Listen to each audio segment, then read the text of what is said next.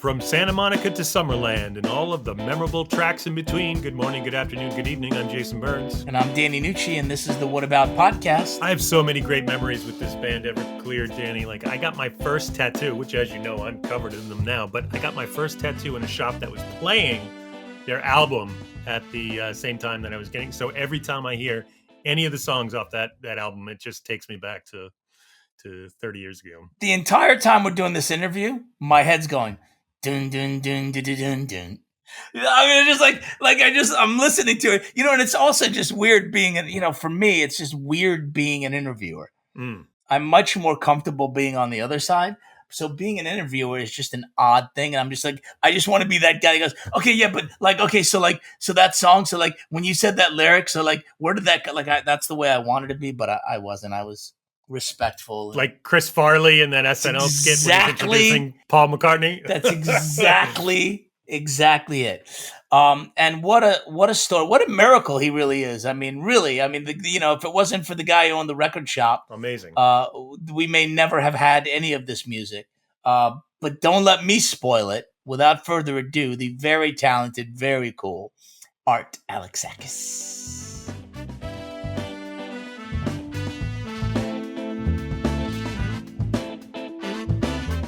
Where are we talking to you from? Where are you at? I'm in Pasadena. I'm outside my house, sitting in my car because everybody's cleaning the house, and I don't want to be a part of that. And I couldn't make it to my studio this morning to do this, so I hope this is okay. Great. We're happy to have you, man. Art, I got to share my Everclear story with you because it's been circulating through my group of friends forever. I saw you with at Lupo's in Providence back in, it had to be 98. Lupo's Heartbreak Hotel. So you were on stage. Somebody was crowd surfing. I got a boot in the head. I got knocked out. My buddy held me up. And when I came to, I started talking to a girl next to us, and I got a date out of it. And he's so pissed off to this day because he had to hold me up that I got a date out of the Everclear show, even though I got knocked out. Hey, man. Everclear's for lovers, apparently, at the Heartbreak Hotel. No, that was probably Marcy Playground and Fastball. Wow, how do you remember that? That's crazy. Because I'm clean and sober, dude. So you're just everything's working better. Is that what it is? Your memories just works well. Yeah. Plus, man, I don't do anything by accident. I don't. Other people, I have agents and managers and stuff, but. I tell them through the book, like we're actually taking Marcy Playground on tour this fall. Yeah. And Marcy Playground, Jimmy's Chicken Shack, East Coast band. And that's going to be fun. And, these are all friends of mine. And both the guys, the singers of those bands and are sober, clean and sober. And, so it's a deal now. Of the 7 people that tour with me, 5 of us are sober and 2 aren't. That makes it easy on the road. It's not by accident, man. Yeah, no, of course. Experience. There's something to be said for experience, Art.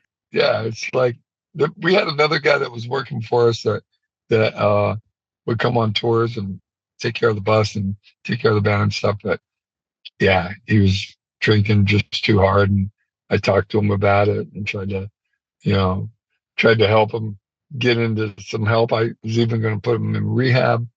Didn't want to go.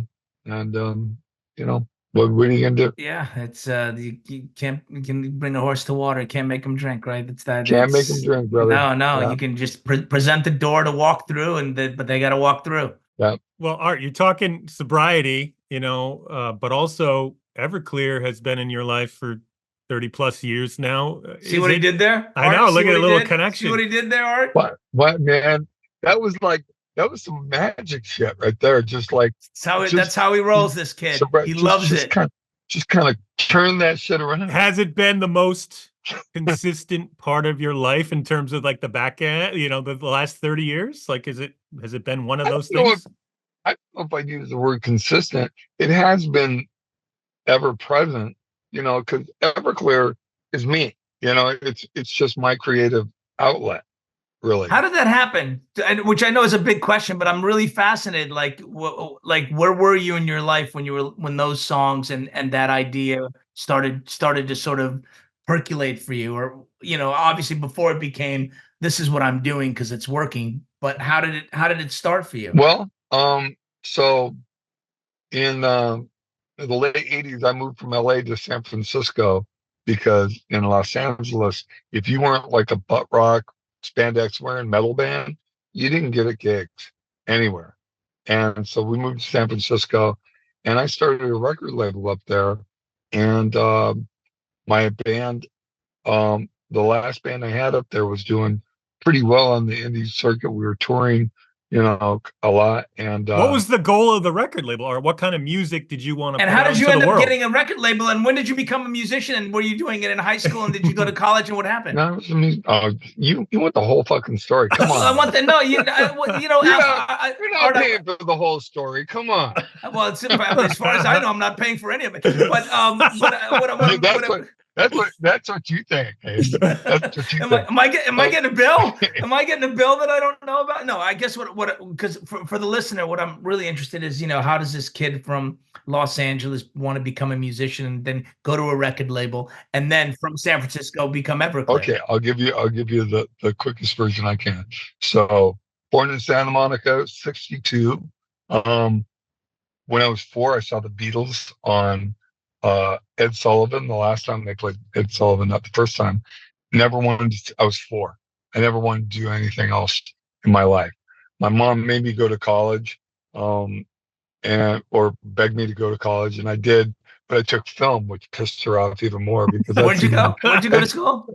Well, I got accepted into UCLA school, in UCLA film school, but and I took a couple of courses, but I didn't go because I had to choose between playing in bands, chasing girls. I was 22, right? Or going to film school. Chasing girls, or drinking myself into, pass out oblivion. And school just does not pale. Candle. Yeah, sure. Right? Yeah, pales in comparison, of course. Yeah. I'm not big. Come on. So, but I got my AA when I was, in my early 20s. So you were looking at Sunset Boulevard art and saying, this is not what I want to do. I got to get the hell out of LA. Well, the bands I was into were like, Husker Du, Replacements, REM. With Jane's Addiction, I saw Jane's Addiction at their second show. They played a new music, like open mic type show in LA, and just blew everybody away. Yeah, I saw them at the Scream back then.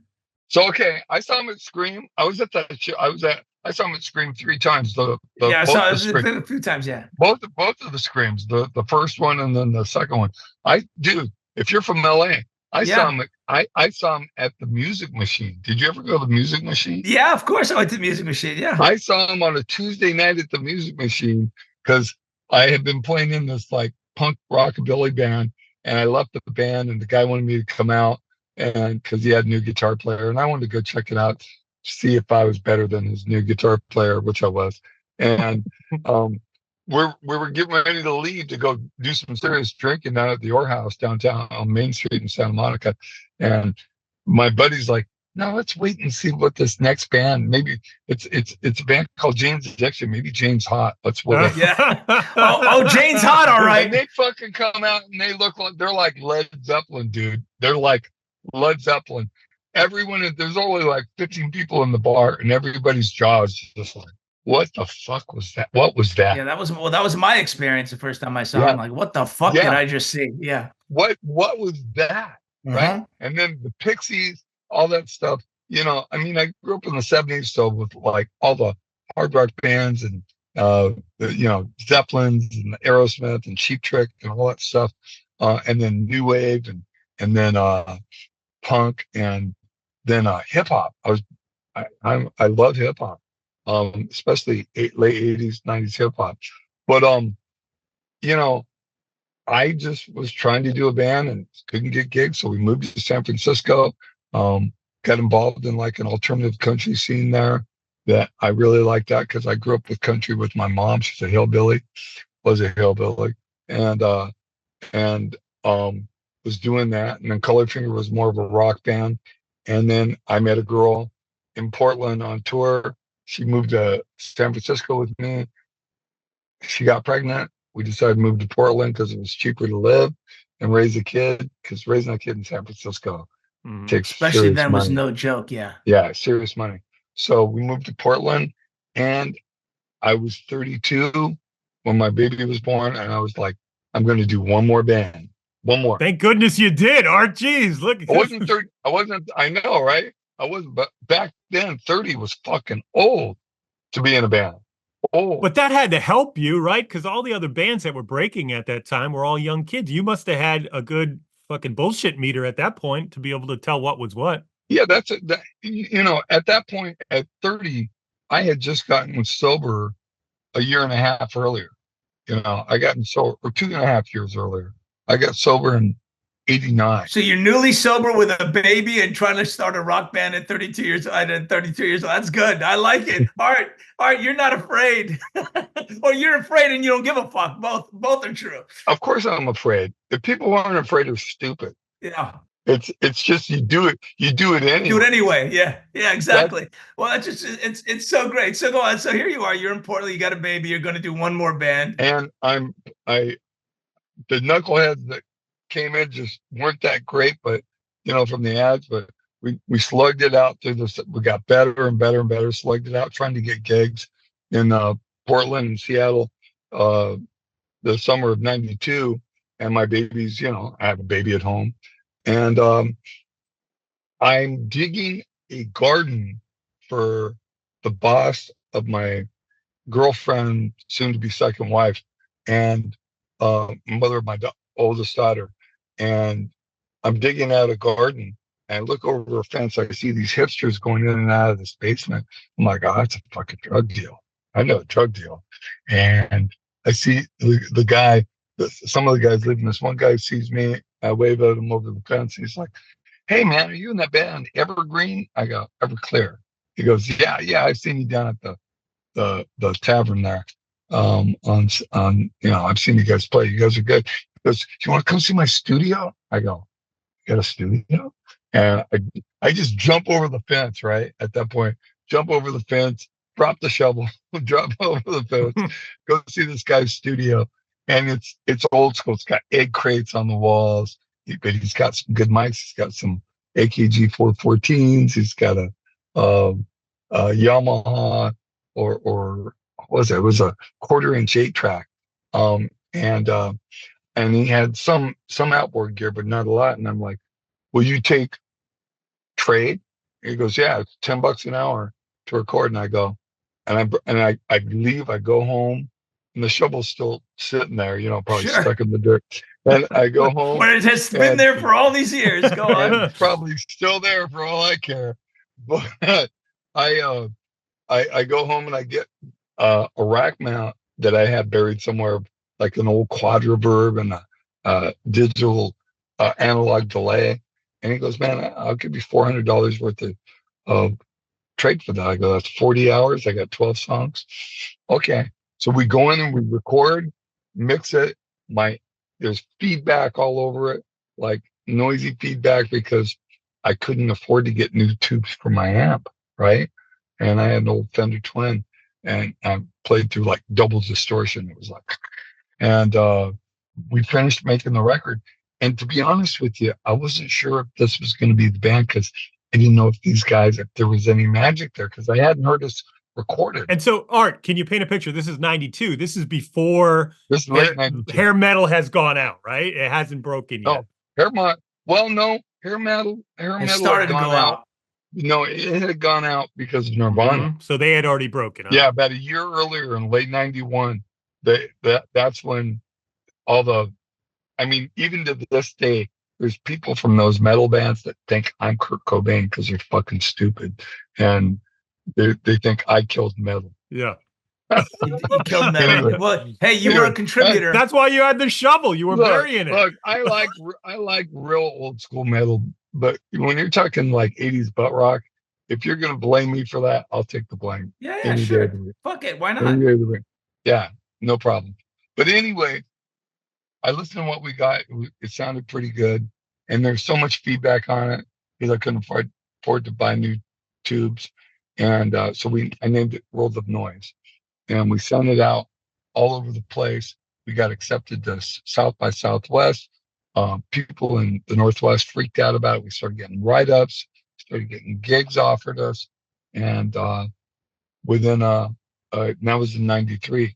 So by '94, we were a big Northwest band, indie band, and we got signed to Capitol Records, and that's where it started. So I was sober. But I stopped going to meetings once we got success. So I became kind of dry drunk. Not kind of. I became fucking dry drunk. So basically, you were just completely.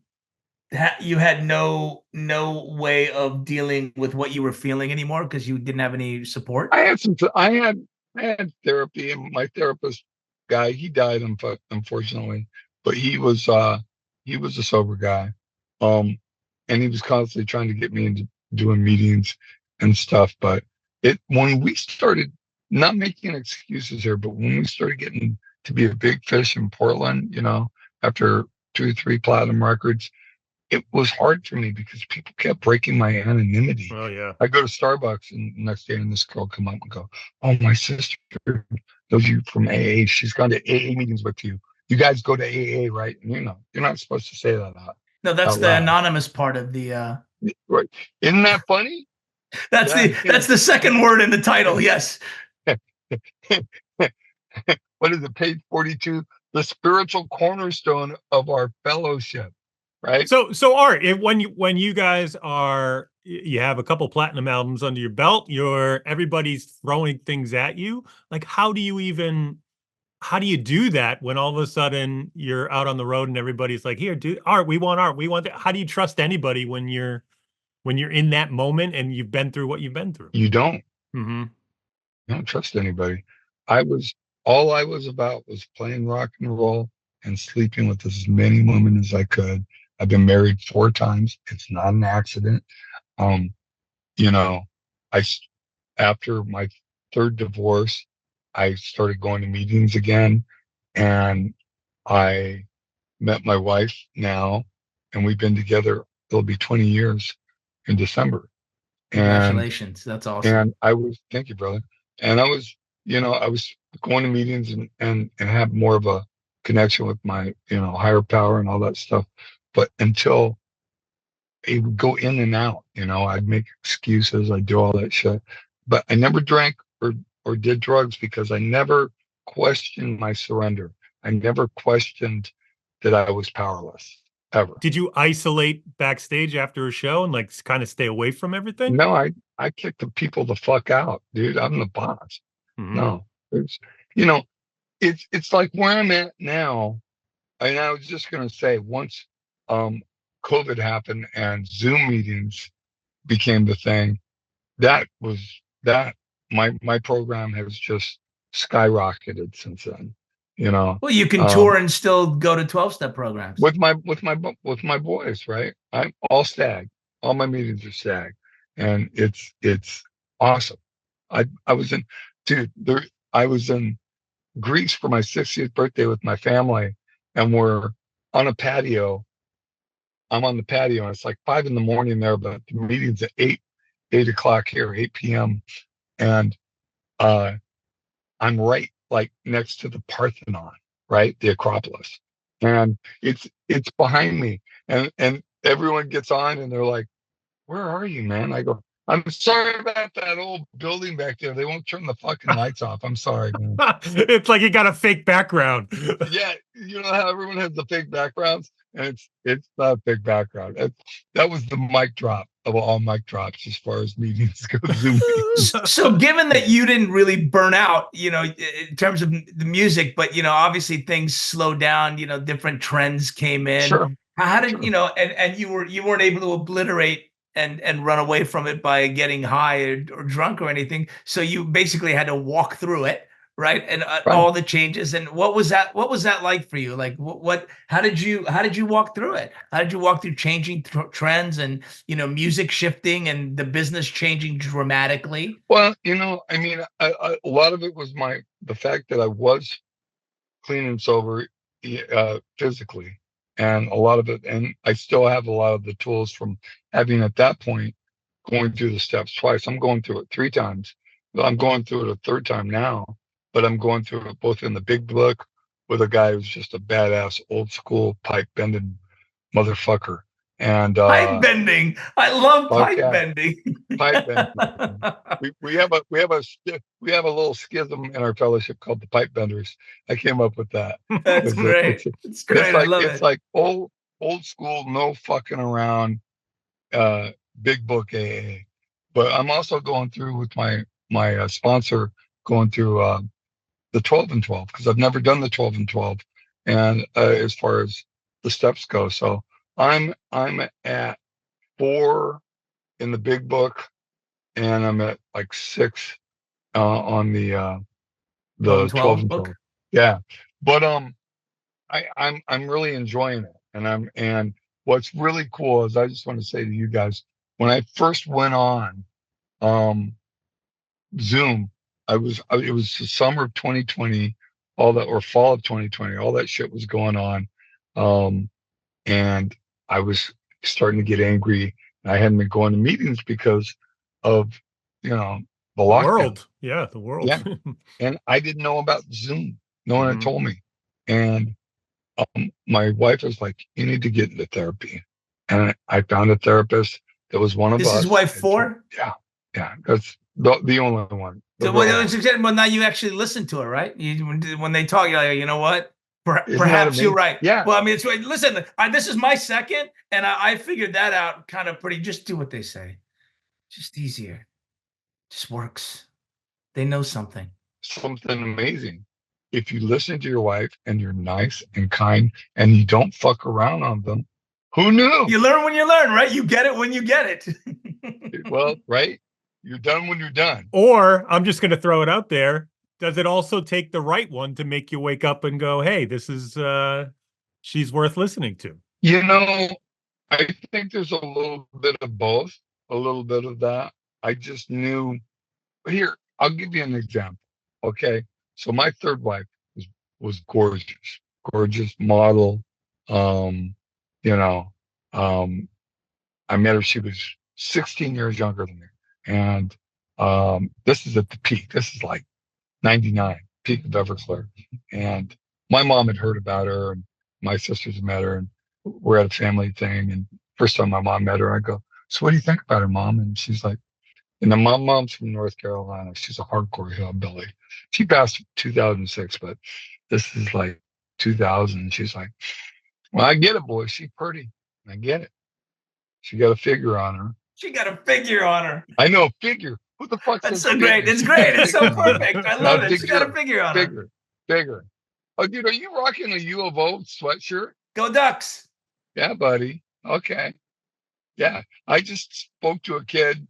I did an interview with a kid that was in Eugene, and graduating this year from U of O. Anyway, so I'm like, "Well, Mom, what do you really think of her?"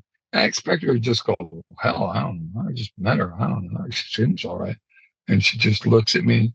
She just eyeballs me like, "You really want to know what I think?" I'm like, "Oh, fuck. No, not really."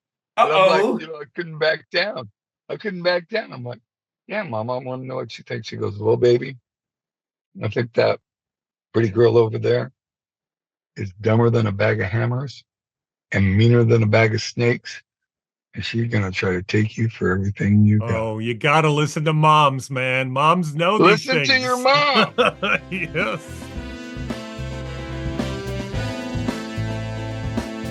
What about sobriety?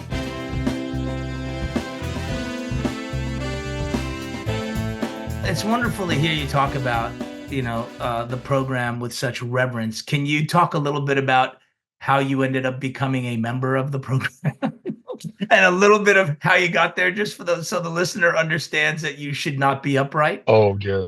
Okay. Well, I started drinking.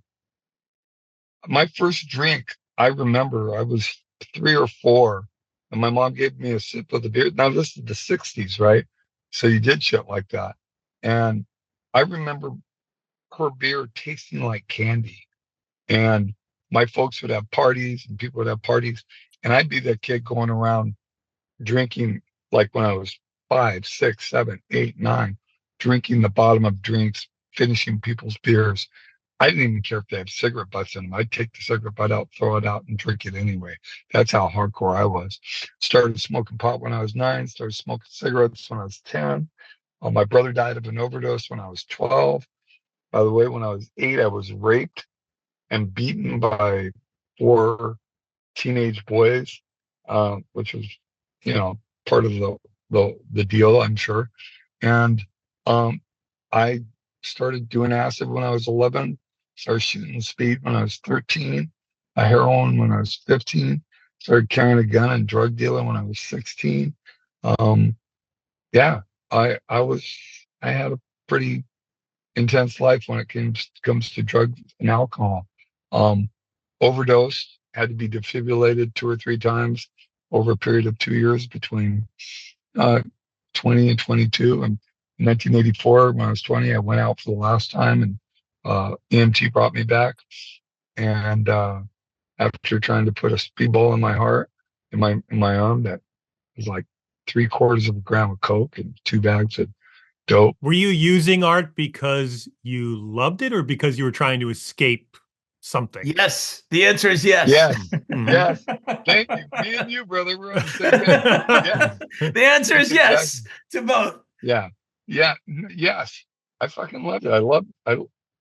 If there's anything better than a speedball, that God kept it to himself, right? But By the way, there's your I there's your quote for the there's your code for the Yeah. social media. Well, Jay. yeah. I stole that from some old blues guy who And we're stealing it from you. I was doing the heroin, and if there's anything better than the heroin, God kept it for himself. And I'm like, yes, indeed he did. But so I got off dope in '84, but I kept drinking, and I started going to meetings because I met. So wait, hold on, because this is the important part for people that have any kind of opium addiction. I got off dope. Could you talk a little bit about, was it methadone? Was it cold turkey? Did you go to rehab? What happened? They didn't have Suboxone back then. They couldn't put you on stuff. Well, I did a lot of heroin, but coke. I was a white drug guy. I was shooting coke, shooting speed. But when I got clean off both of them, they didn't have rehab back then for people that weren't rich. So I went to a mental health center that was in Orange County and in Santa Ana, and they took me in and gave me a bed for 2 weeks. And I had really bad anxiety attacks, and that I'd never had that before because, I'd been self-medicating myself my whole life. You were fucking high the whole time. And so, yeah, I didn't do any of that. I just kind of just cold turkeyed it for like 2-3 months, and went and lived with my born again hippie Christian sister. That was a mistake. And well, apparently not. It worked. You're still sober. I didn't do drugs, but I found that I could calm myself down even with the medication they're giving me for anxiety with alcohol. Mm-hmm. And before I drank, I always drank, but I wasn't a blackout drunk. I became a blackout drunk, and I started going to meetings though, because I had a guy in one of my bands. I went back to college. I was 22, 23, and started living with my mom again, sleeping on her couch and going to school and working a job. And I would go to meetings with this guy, but I didn't buy into it. I lied. I'd take chips. I'd take dirty chips. I'd lie. I'd maybe get 2 or 3 months put together, maybe. And but I was mainly going to meet girls and take advantage of, girls who had issues. Now that wasn't the conscious thing, but that's what I was doing. Looking back in hindsight, in reflection, sure. Yeah, well, because fucking damaged people are attracted. Damage attracts damage, and so I moved to San Francisco. I got married. My first wife moved to San Francisco and lived there for about 3 years, 2.5 years. And I just became a blackout drunk. I would disappear for days. She'd think I was dead, and they'd find me somewhere beaten up, bruised. And I was like, that was becoming my life. And I still didn't lose my job, which was amazing. I was working a day job and playing in bands. And this one day after work, and so 2 weeks earlier, I had gone into a record store in downtown San Francisco, and this guy behind the counter kept, about my age, was like looking at me, and I'm like, oh, this guy's trying to fucking hit on me or something, right? And I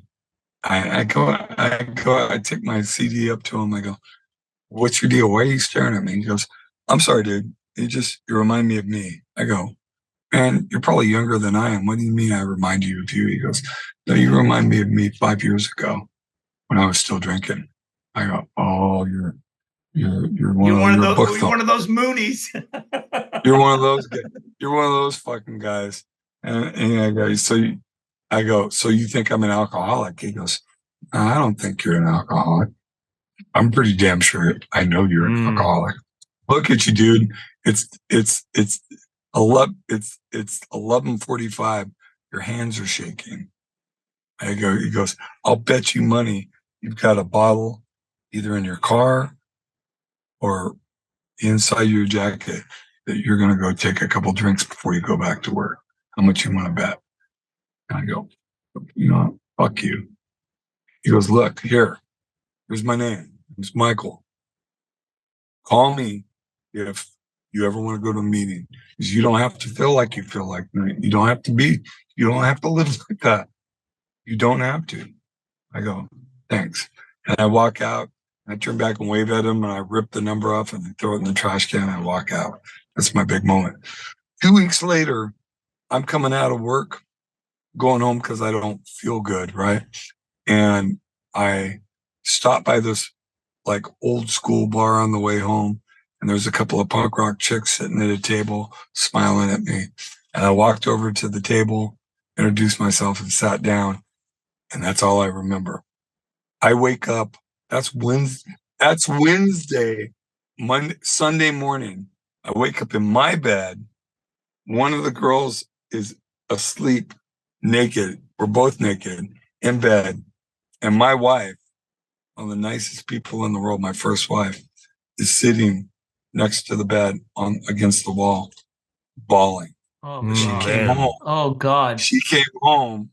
She had been going to morgues and driving through the Tenderloin and just horrible places looking for me for 2 days, her and her sister.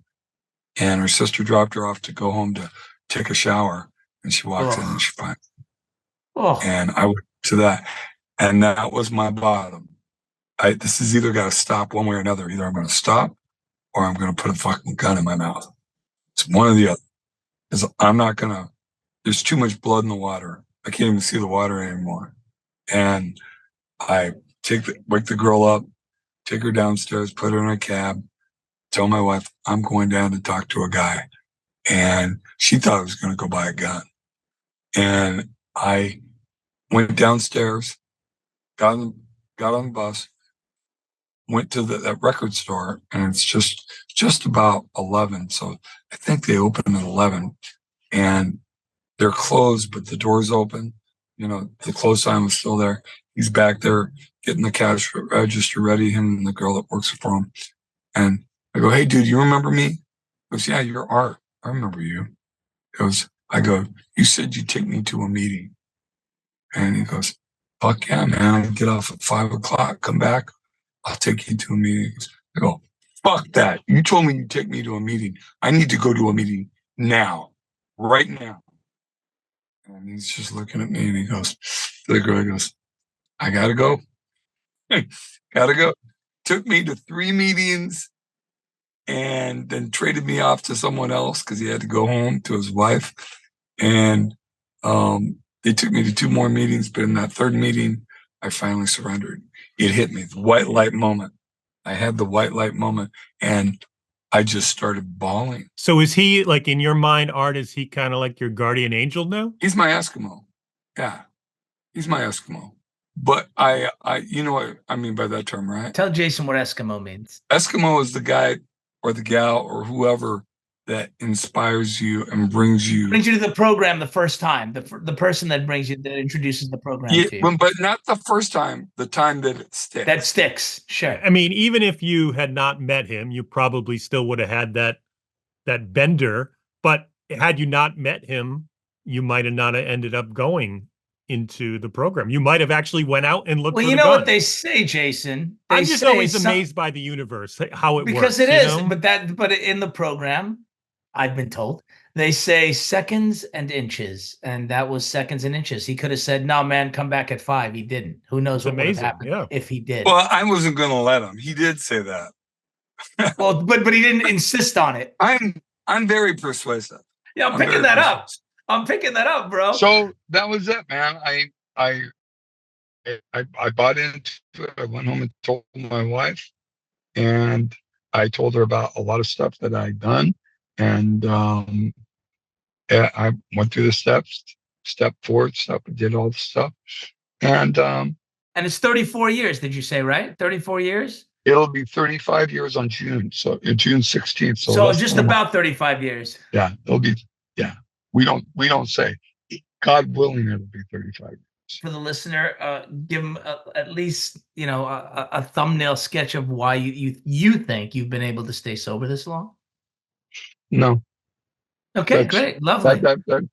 That's I can't give you a thumbnail sketch. I guess the closest thing I can say is that I know who I am. And I don't have any illusions of who I am, both good and bad.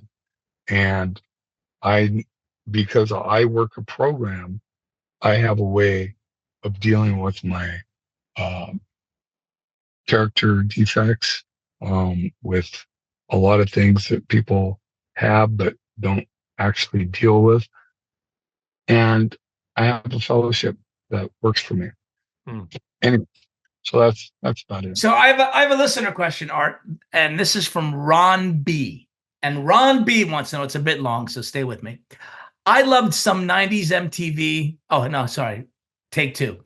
I loved me some 90s MTV, and Everclear has some awesome music videos. Pearl Jam stopped making music videos after their first album, and I always wondered if bands had to front those costs for the video themselves.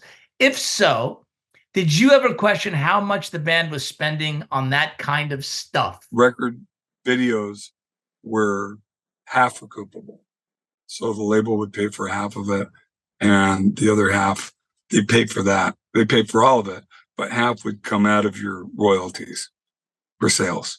And no, that was how you broke a record back then if you're on a major label.